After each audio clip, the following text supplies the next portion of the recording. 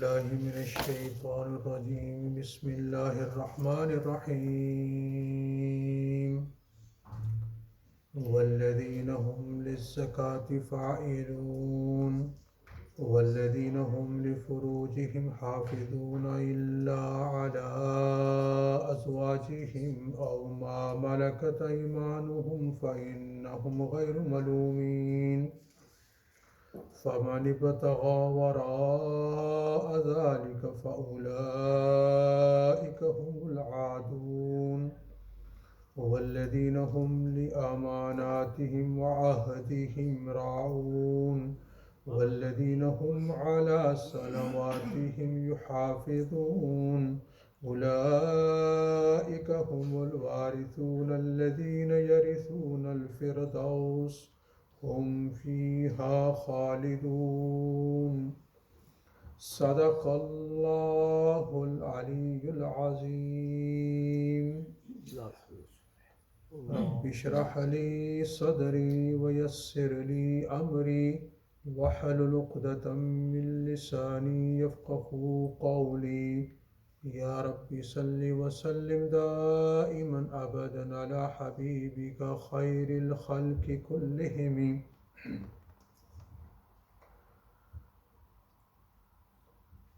میرے انتہائی قابل قدر بزرگوں، بھائیوں اور اپنے اپنے گھروں میں سننے والی ماں اور بہنوں، ابھی اس وقت آپ درس قرآن سماعت فرمانے جا رہے ہیں۔ سورۃ المؤمنون کا درس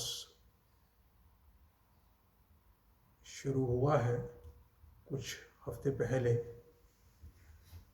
اور اس صورت کے اندر اللہ تبارک و تعالی نے اپنے نیک برگزیدہ بندوں کے اوصاف کو، ان کی صفات عالیہ کو بیان فرمایا ہے۔ ایک دو اوصاف میں بیان کر چکا ہوں۔ آج کی اس نشست کے اندر ان اللہ کے نیک بندوں کے اوصاف حمیدہ، صفات حمیدہ میں سے ایک یہ ہے کہ والذین هم للزکاة فاعلون، کہ وہ اپنے مال میں سے زکوٰۃ بھی نکالتے ہیں اگر ان پر زکوٰۃ فرض ہے۔ حضرت ابن عباس رضی اللہ تعالی عنہ فرمایا کرتے تھے کہ موت کے وقت دو قسم کے مسلمان مومنین تمنا کریں گے، فرشتوں سے کہیں گے کہ ہمیں مہلت دو، ہمیں دنیا میں رہنے دو، تاکہ جن اعمال میں کوتاہی کر چکے ہیں ہم ان کو دوبارہ ادا کر سکیں۔ حضرت ابن عباس فرماتے تھے وہ مسلمان جس کے پاس مال تھا، حج کر سکتا تھا، باوجود اس کے کہ مال بھی تھا، حج کر سکتا تھا، کوئی رکاوٹ نہیں تھی، وہ حج اس نے نہیں کیا، یہ مسلمان موت کے وقت تمنا کرے گا، آرزو کرے گا، کہے گا کہ میرے رب مجھے واپس کر دو، مجھے مہلت دو، میں جا کر حج کر لوں۔ لیکن اس وقت کی حسرت، اس وقت کی ندامت قابل قبول نہیں ہے۔ دوسرا وہ مسلمان جس پر زکوٰۃ فرض تھی، مال تھا، اس نے زکوٰۃ ادا نہ کی، یہ مسلمان بھی موت کے وقت فرشتوں سے کہے گا کہ اے میرے رب کے فرشتوں، مجھے مہلت دے دو، مجھے چھوڑ دو، میری روح مت قبض کرو، مجھے دنیا میں رہنے دو، تاکہ میں جو زکوٰۃ نہیں دیتا تھا وہ زکوٰۃ ادا کرنے لگوں۔ لیکن اس وقت کسی کی بھی نہیں سنی جائے گی۔ جب موت کا وقت آتا ہے لا یستخلف ساعۃ ولا یستقدمون، نہ ہی ایک گھڑی پہلے اور نہ ہی بعد. جس وقت جس گھڑی پر موت روح کا قبض ہونا مقدر ہے وہ ہو کر رہے گا. اس میں تاخیر تاجیل یہ نہیں ہوگی کہ جلدی روح قبض کر لی یا اس میں تاخیر ہوگی 1 سیکنڈ، نہیں ہو سکے گا. ٹھیک اس وقت پر اس بندے کی روح کو قبض کر لیا جاتا ہے. اور آپ صلی اللہ علیہ وسلم نے فرمایا کہ جو لوگ اپنے اس فریضے میں یعنی زکوٰۃ کی ادائیگی میں کوتاہی کرتے ہیں، کل یہی مال سانپ کی شکل میں ان کے سامنے آئے گا اور پھر سانپ ہی وہ سانپ ان کے گلے کا توق بن جائے گا اور کہے گا انا مالک، میں تیرا مال ہوں. حضرت علامہ ذہبی رحمۃ اللہ علیہ نے ایک واقعہ نقل کیا ہے کہ محمد بن یوسف الفریابی ایک تابعی گزرے ہیں. وہ اپنا ایک واقعہ نقل کرتے ہیں. وہ کہتے ہیں کہ میں نے اپنے دوستوں سے درخواست کی کہ چلو ہم حضرت ابو سنان رحمۃ اللہ علیہ جو اس وقت کے ایک نیک اللہ کے ولی امام تھے، ان سے ملاقات کرتے ہیں، ان کی زیارت کرتے ہیں. وہ فرماتے ہیں کہ جب ہم ابو سنان رحمۃ اللہ علیہ کی خدمت میں پہنچے، ان سے ملاقات کی، ان کے ہاں کچھ دیر بیٹھے، تو ابو سنان ہم سے کہنے لگے کہ میرا ایک پڑوسی ہے، اس کے بھائی کا انتقال ہو گیا ہے، چلو چلتے ہیں اس کی تعزیت کراتے ہیں. کسی مصیبت زدہ کی تعزیت کرنا، اس کو تسلی دینا بھی سنت رسول ہے. چاہے جو بھی مصیبت ہو، کسی کا کوئی قریبی فوت ہو گیا یا کوئی اور دنیاوی اس پر آفت آئی، کوئی مصیبت اس پر آئی، اس کے اہل خانہ پر آئی، کوئی پریشانی آئی، اس کو تسلی دینا. آپ صلی اللہ علیہ وسلم نے فرمایا کہ من عز مصابا فلہ مثل اجرہ، جو شخص کسی مصیبت زدہ کی تعزیت کرتا ہے، اس کو تسلی دیتا ہے، اللہ تبارک و تعالیٰ اس کو بھی، تسلی دینے والے کو بھی اتنا ہی ثواب عطا فرمائیں گے جتنا مصیبت زدہ کو اللہ نے عطا فرمایا ہے. مصیبت دیکھیے، جب مصیبتیں آتی ہیں اللہ تبارک و تعالیٰ اس کے اوپر ان مصیبت زدہ لوگوں کو ثواب عطا فرماتے ہیں، اجر عطا فرماتے ہیں. جو ان کو تسلی دیتا ہے، جو ان کی تعزیت کرتا ہے، تو اللہ تبارک و تعالیٰ مصیبت زدہ جتنا ثواب اس تعزیت کرنے والے کو بھی عطا فرماتے ہیں. ایک دن میں کچھ ہفتے پہلے قبرستان کے اندر تھے، کسی کی فوتگی ہو گئی تھی، تو وہاں تدفین کے لیے گئے. تو ایک صاحب مجھے ملے، تو مجھے کہنے لگے کہ یہ بعض لوگ کہتے ہیں کہ یہ جو تعزیت کی جاتی ہے یہ نہیں کرنی چاہیے. تو میں نے کہا کیوں نہیں کرنی چاہیے؟ تو کہنے لگا کہ لوگ کہتے ہیں دیکھیں جی وہ خدا کا ایک فیصلہ تھا، خدا کے فیصلے پر ہمیں راضی ہونا چاہیے.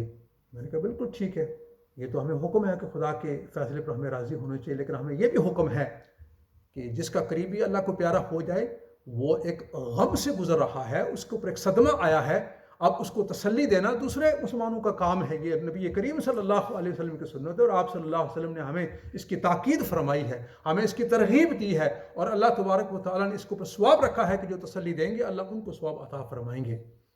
تو حضرت ابو سنان، حضرت محمد بن ابو سنان فرماتے ہیں کہ چلو ہمارا پڑوسی ہے، اس کے بھائی کا انتقال ہو چکا ہے، اس کی تعزیت کر کے آتے ہیں.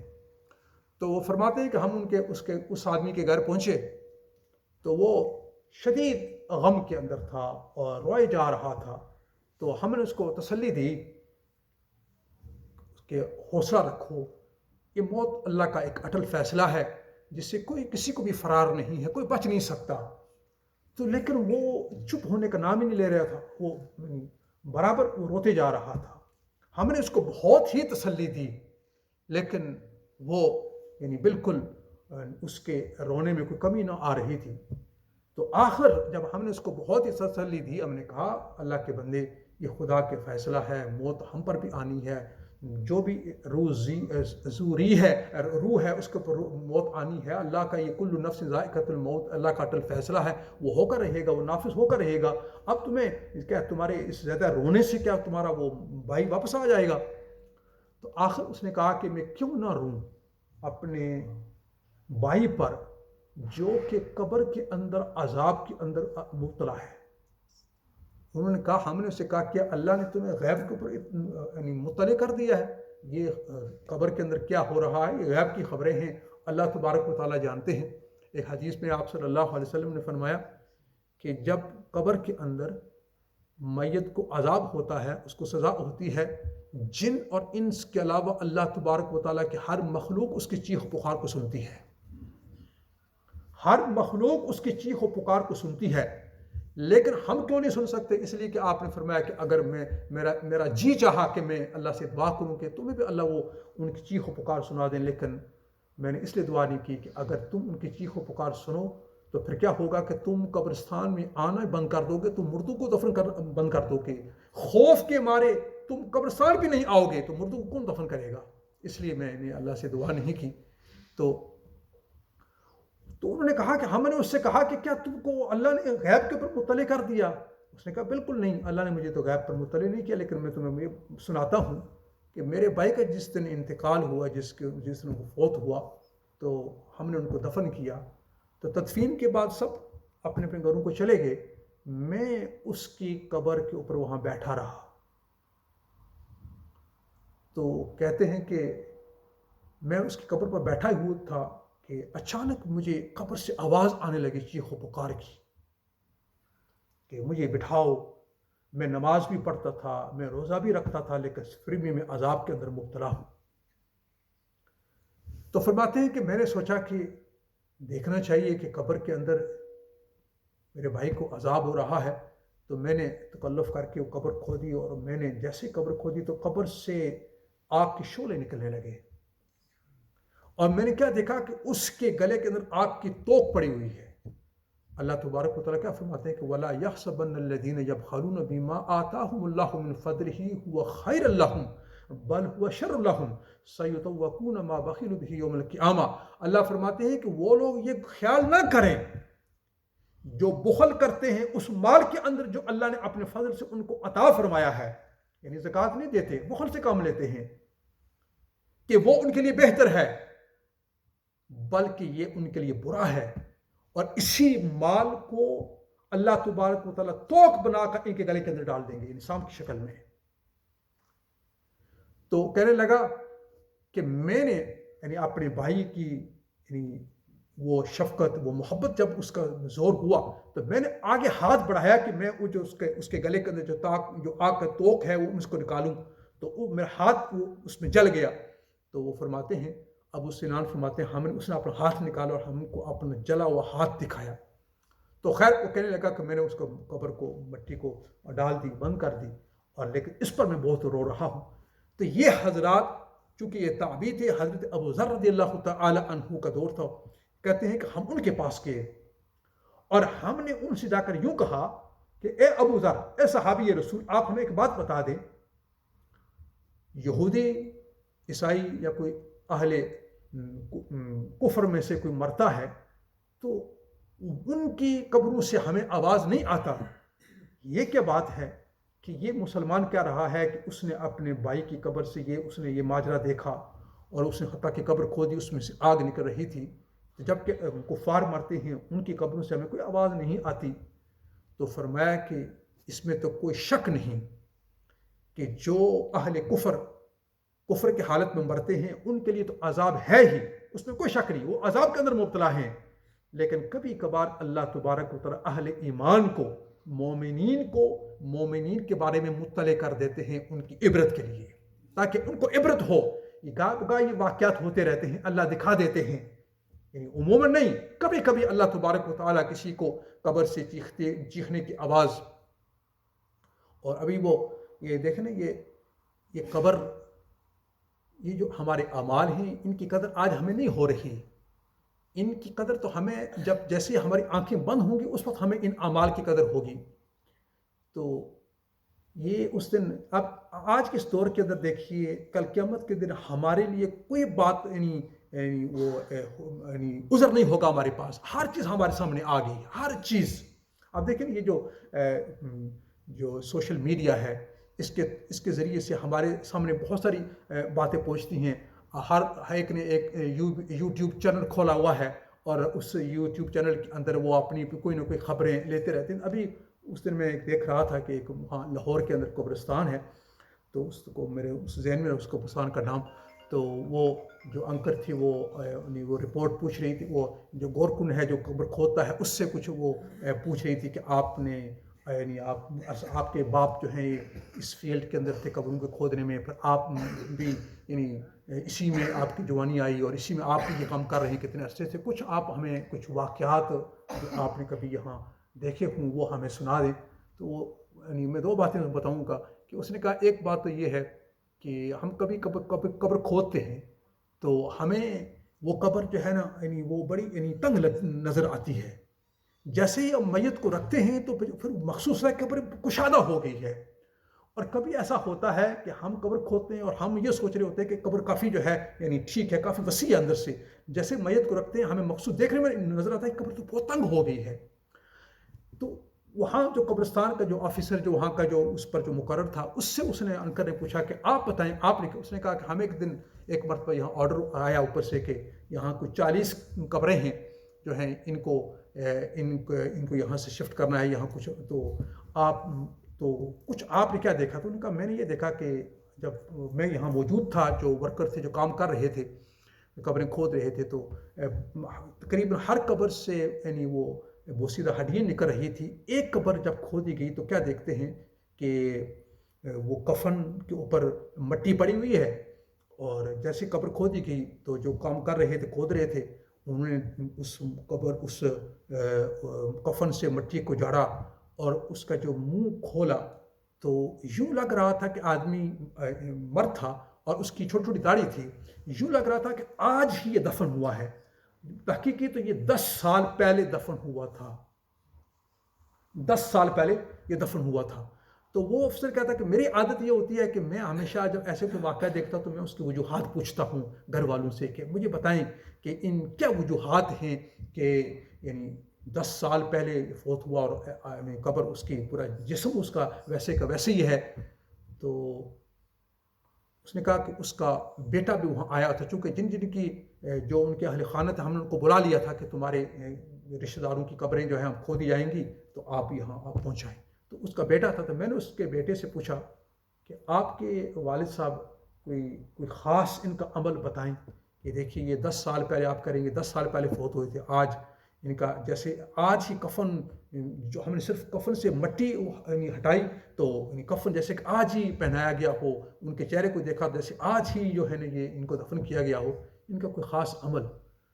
تو اس کا بیٹا کہنے لگا کہ میرے والد محترم نماز پڑھ لیتے تھے، روزے بھی رکھتے تھے، لیکن ان کا ایک خاص عمل جو تھا وہ یہ تھا کہ ان کے رشتہ داروں میں سے کوئی اگر ان سے کوئی ناراض ہو جاتا تو یہ جا کر اس کے پیر پکڑ لیتے کہ بھائی آپ جو ہے ناراض نہ ہوں، راضی ہو جائے. یہ ان کا خاص عمل تھا کہ وہ کوئی بھی جب ان سے کوئی رشتہ داروں میں سے کوئی ناراض ہوتا تو پھر وہ اس کا پیر پکڑ لیتے، اس سے معافی مانگ لیتے.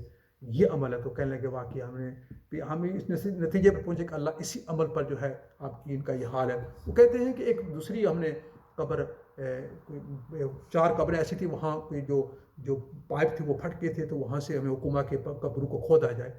تو 4 قبریں کھودی گئی تو ہر قبر سے جو پانی اتنا تھا کہ وہاں سے باقیات ان کی وہ ہڈیاں نکل رہی تھی. ایک قبر دیکھی کہ اس میں سے لاش جو ہے وہ پانی کے اوپر تقریباً آ گئی. تو جو کام کرنے والے تھے جب اس میت کو نکالا گیا تو وہ عورت کی تھی، اور جب پتہ کیا تو یہ 4 سال پہلے یہ عورت 4 سال پہلے فوت ہوئی تھی. تو کہتے ہیں کہ وہ افسر کہتا ہے کہ میں نے ان کو فون کیا ان کے گھر والوں کو کہ ایسا ہے کہ ہمیں حکم ہوا تھا کہ یہاں پانی آ گئے ہیں، ہم نے قبر کھودی ہے. تو میں نے اس اہل خانہ سے پوچھا کہ یہ تمہاری گڑیا جو ہے یہ 4 سال پہلے فوت ہوئی تھی، آج بھی ان کی قبر ویسی کی ویسی ہے، آپ ان کا کوئی خاص عمل بتائیں. تو وہ کہنے لگے کہ یہ بڑھیا، اس کا بیٹا کہنے لگا کہ یہ میرے والدہ جو ہے میرے والد کی پینشن کے اوپر ان کا گزارا ہوتا تھا، لیکن ان کا خاص عمل ایک یہ تھا کہ یہ محلے کی بچوں کو فری قرآن پاک پڑھایا کرتی تھی. ایک یہ ان کا عمل تھا کہ محلے کے بچوں کو فری قرآن پاک، اور دوسرا عمل یہ تھا کہ یہ بھی رشتہ داروں کے ساتھ بڑا ہی اچھا برتاؤ کرتی تھی. تو وہ کہنے لگے کہ میں اسی نتیجے پر پہنچا کہ یہی وہ اعمال ہیں جن کی وجہ سے اللہ تبارک و تعالیٰ نے ان کے ساتھ یہ برتاؤ کیا ہے. تو یہ جو میں عرض کر رہا تھا کہ زکوٰۃ نہ دینے والے کا یہ حشر ہے کہ جزاکم اللہ، کہ زکوٰۃ نہ دینے والے کا یہ حشر ہے کہ اللہ تبارک و تعالیٰ نے، حضرت ابو ذر رضی اللہ تعالیٰ عنہ نے فرمایا، یہ آیت پڑھی جو میں نے ابھی پڑھی، حضرت ابو ذر نے فرمایا کہ اللہ تبارک و تعالیٰ نے تمہارے بھائی کو اس آگ کا توق آج قبر ہی سے پہنا دیا ہے، قبر ہی سے پہنا دیا ہے، اور قیامت تک یہ پہنا رہے گا اور ان کو وہ وہاں رہے گا. اب دیکھیے یہ جو قبر کا ہے یہ منزل آخرت کے منازل میں سے سب سے پہلی منزل ہے. اس لیے حضرت عثمان غنی رضی اللہ تعالی عنہ جب قبرستان جاتے تو اتنا روتے کہ ان کی داڑھی مبارک تر ہو جایا کرتی تھی. اور پوچھنے پر پوچھا گیا کہ جہنم کا آپ کے سامنے بھی تذکرہ آتا ہے، اتنے نہیں روتے جتنا آپ قبرستان آ کر روتے ہیں. تو فرمایا کہ یہ قبر آخرت کے منازل میں سے سب سے پہلی منزل ہے. اگر کوئی اس میں کامیاب ہو گیا تو کامیاب ہے، اگر اس میں کوئی ناکام رہا تو اس کے لیے ناکامی ہے. تو اللہ کی بارگاہ عالی کے اندر دعا کرتے ہیں، یا اللہ ہم تو واقعتاً کوتاہ ہیں، ہمارے اندر بے شمار کوتاہیاں ہیں. اللہ تبارک و تعالیٰ ہمیں جہنم کی آگ سے، قبر کے عذاب سے بچائے. یہی دعا کیا کریں، ربنا آتنا فی الدنیا حسنہ وفی الآخرۃ حسنہ وقنا عذاب النار، کہ اللہ دنیا اور آخرت کی بلائی کا ہم آپ سے سوال کرتے ہیں، دنیا اور آخرت کی بلائی کا آپ سے ہم سوال کرتے ہیں، اور آپ ہمیں آگ سے بچا لیں، چاہے وہ قبر کی آگ ہو یا جہنم کی آگ ہو. یہ جو دعا ہے یہ ربنا آتنا فی الدنیا، آپ اس کو بڑا ہلکا نہ سمجھیں. یہ جو دعا ہے یہ بڑی ہی مفید اور تیر بہدف دعا ہے. جو اس کا اہتمام کرے اللہ تبارک و تعالیٰ اس کے لیے دنیا کی خیر بلائی کے دروازے کھول دیتے ہیں، اور آخرت کے خیر کے اور بلائی کے دروازے کھول دیتے ہیں. اور اللہ تبارک و تعالیٰ اس دعا کی برکت سے اللہ صحت، اللہ تبارک و تعالیٰ مال، دولت اور دنیا کی ہر خیر آپ اس کو سوچ لیں وہ آپ کو ملے گی، اور آخرت کی ہر خیر آپ اس کو سوچ لیں آپ کو وہ ملے گی. ربنا آتنی، یہ نہ سوچے کہ امام صاحب جو مسجدوں میں یہ ربنا آتنی کی دعا پڑھتے ہیں، اس دعا کے اندر اللہ نے دنیا اور آخرت کے خزانے رکھ دیے ہیں. تو دعا کرتے ہیں کہ اللہ تبارک و تعالیٰ مجھے بھی اور آپ سب کو قبر کے عذاب سے، قبر کی آگ سے، جہنم کی آگ سے بچائے، اور اپنے فضل کا معاملہ، کرم کا معاملہ فرمائے. اللہم صلی علی سیدنا و مولانا محمد و آلہ و صحبہ وبارک وسلم. ربنا آتنا فی الدنیا حسنہ وفی الآخرۃ حسنہ وقنا عذاب النار. یا اللہ اپنے فضل و کرم سے ہم سب کو یا اللہ جہنم کی آگ سے، قبر کی آگ سے ہمیں بچا لینا. یا اللہ ہم خطا کار ہیں، گناہ گار ہیں، یا اللہ ہم گناہوں کے اندر ڈوبے ہوئے ہیں. یا اللہ سر سے لے کر پاؤں تک یا اللہ سراپا ہم گناہ ہیں. یا اللہ تو ہمیں محض اپنے فضل و کرم سے یا اللہ قبر کی تنگیوں سے، اندھیروں سے بچا لینا. یا اللہ ہمیں قبر کے عذاب سے بچا لینا. اور یا الہ العالمین رحم و کرم کا معاملہ فرمانا. یا اللہ جتنے بھی مسلمان اس دنیا سے رخصت ہو چکے ہیں یا اللہ تو ان کو قبر کے عذاب سے بچا لے، اور ان کی قبروں کو جنت کے باغات بنا دے. یا اللہ ان کے لیے اپنی رحمت کے دروازے کھول دے. یا الہ العالمین ہم میں سے جو بیمار ہیں ان کو شفاء کاملہ عاجلہ مستمرہ دائمہ عطا فرمائے. ہمارے بھائی یہاں حسین بیٹھے ہوئے ہیں، ان کی اہلیہ کو کینسر ہے. گزشتہ کل جمعہ میں ان کے لیے دعا کی تھی، دعا کرے اللہ ان کی اہلیہ کو شفاء کاملہ عاجلہ مستمرہ دائمہ عطا فرمائے. اس موذی مرض سے ان کی اہلیہ کو اللہ چھٹکارا خلاصی نصیب فرمائے. یا اللہ تو ہم سب کو ہر قسم کی بیماریوں سے محفوظ فرما. ہمارے اہل خانوں کو، بیوی بچوں کو، قریبی اور دور کے رشتہ داروں کو، امت مسلمہ کے ہر فرد کو یا اللہ ہر بیماری سے محفوظ فرما، ہر آفت سے محفوظ فرما. یا اللہ ہمارے بچوں کی حفاظت فرما، ان کے دین کی، ان کے ایمان کی حفاظت فرما. یا اللہ ہم کو، ہمارے اولادوں کو تا موت یا اللہ ایمان پر، دین پر، عمل صالح پر یا اللہ قائم دائم رکھ. جس وقت جانے کا وقت ہے تو یا اللہ ہمیں ایمان کے ساتھ اس دنیا سے لے جانا. سوء خاتمے سے، برے خاتمے سے آپ کی پناہ مانگتے اس سے ہماری حفاظت فرمانا. یا اللہ دنیا اور آخرت کی ہر خیر اور بلائی ہمارے لیے مقدر فرما دے. دنیا اور آخرت کے ہر شر سے، ہر نقصان سے، ہر خسارے سے یا اللہ آپ ہمیں بچا لیں. دنیا اور آخرت کی دولتوں سے، نعمتوں سے، خوشیوں سے ہمیں، ہماری اولادوں کو، امت مسلمہ کے ہر فرد کو یا اللہ مالا مال فرما دے. یا اللہ اس دعا کو قبول فرما لے. ربنا تقبل منا انک انت السمیع العلیم وتب علینا انک انت التواب الرحیم. صلی اللہ تعالی علی خیر خلقہ محمد و آلہ و صحبہ اجمعین برحمتک یا ارحم الراحمین.